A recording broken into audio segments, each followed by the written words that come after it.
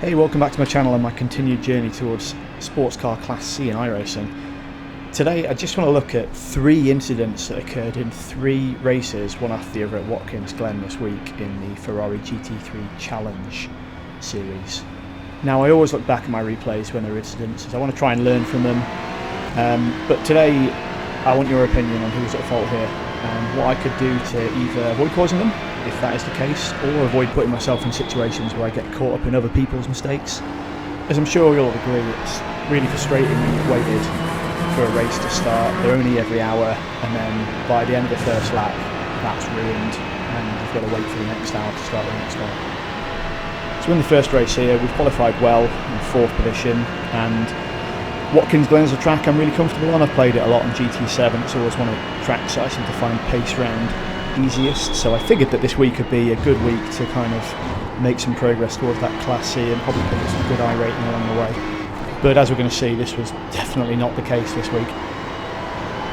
So we've got safely through the bus stop for the first time, and I'm quite comfortable where we are. The blue car behind me is not doing anything erratic and weird, so I'm quite comfortable that he's just there and we're just settling into a rhythm and just following these 3 cars in front.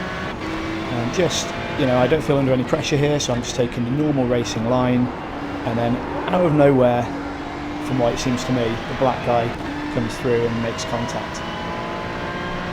Now I think he was a bit aggrieved about this because I think he put something in the chat shortly afterwards, but I wasn't even looking at him, I was looking at the blue car behind me. He came from 2 cars back, and we're just going to have a quick look at the review here, but I'm pretty sure that I don't change my line at all.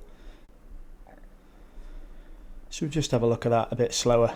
It doesn't. I'm already committed to the corner at this point, and he's way at the inside. It looks like he's understeered into me and caught my back end. I mean, I didn't even realise it. It was only from looking in my rearview mirror that I saw it. So I'm not quite sure what I could do here. I'm just going to look at. There's no change in my steering angle at all there. Now, obviously, I mean, I feel this wasn't my fault. He just dived down through 2 cars and hit me. But question, what could I have done differently? I mean, I'm looking in my left mirror as I came to the corner, watching the blue car behind, really. So I'm not, the door's slightly open, but he didn't look like he was going to be taking any kind of like action like that. And then this guy just appears to come out of nowhere. So I don't feel that this is necessarily my fault. He's gone for a gap that probably wasn't really there and understeered into me. Question is, what could I have done to stop that opportunistic kind of dive? If you have any thoughts, please leave them in the comments. So on to the next race, and I didn't qualify as well this time, so I'm a little bit further back. And after the last race, and obviously causing that incident, I'm a little bit more careful and cautious this time because I'm really trying to go for a clean race and avoid any incidents. So that probably leads me to be a little bit less aggressive, more tentative than I probably would be.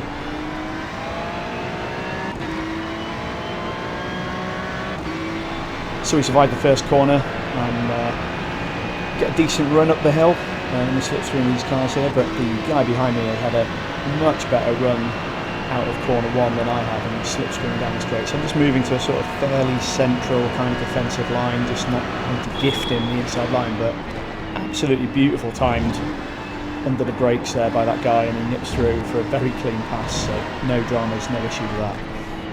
So this blue car on my left has obviously had a decent run through this corner as well and carried a lot of speed and put me under a bit of pressure going into the next left-hander, and got this red guy who's kind of sniffing about. So I give him a bit of space, probably too much space, but I still get a good run through the corner by taking a decent line and hold both the positions. And then it's his right-hander here, I hold a tight line after what happened in the last one, not giving anyone the opportunity, and then this guy in the red just seems to come up and catch me on the outside, which spins me back into the road and ruins several people's races.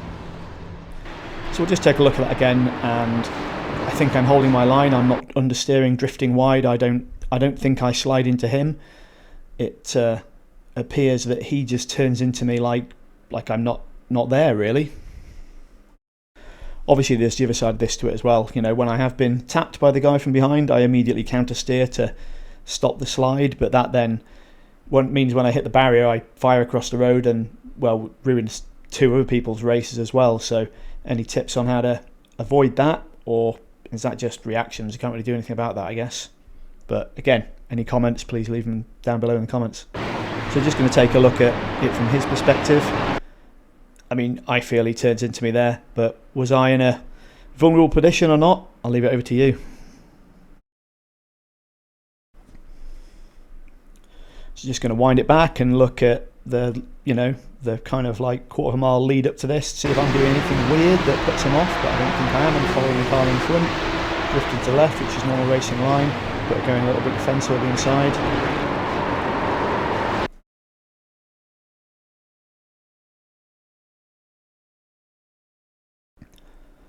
So we'll just take a little look from the cockpit point of view. I mean, it looks to me there like he's just trying to go for the apex of the corner, like there isn't a car on his inside when I'm clearly visible to him. So maybe I just got unlucky 2 races in a row.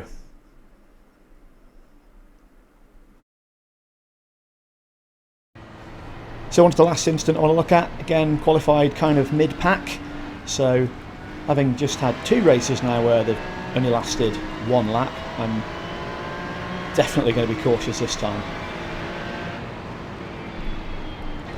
So first corner, nice and gently, avoid contact, get through safely, and just thinking about the run up the hill. Just watching all these cars ahead, there's a lot going on, and we see the orange car make contact. What do we do here? Well, we watch carefully and we go right, and unfortunately we get contact with someone who's also going right as well.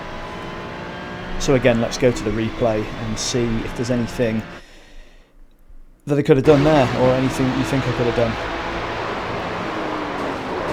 So I can't go left because there's 2 cars there, and then he slides right across the track, similar to what I did in the previous race. So let's just wind it back.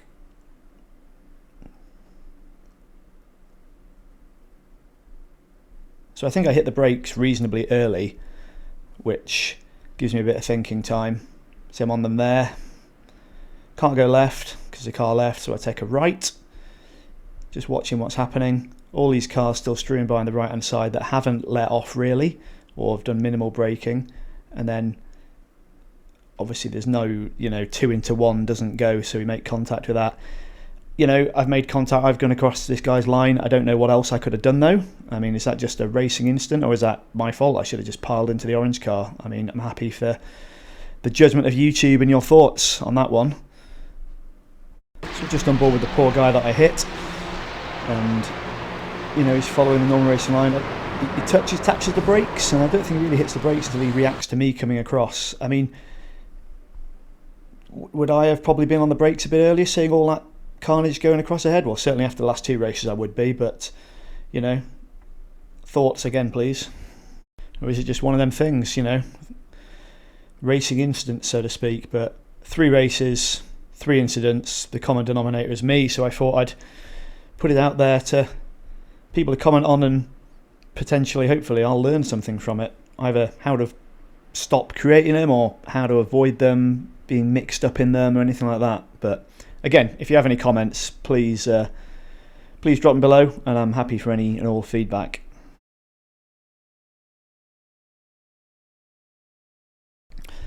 And just one final look at how it all happened, and just a reminder of how close it all happened in front of me. Maybe for some more perspective, I don't know. But anyway, if you have, enjoyed this video, found it interesting, useful, maybe learned something from it, or, like I say, I appreciate it if any comments come my way for things I could do better in future, then please, give the video a like, do subscribe, it's always helpful, and hopefully see you in the next one. Cheers.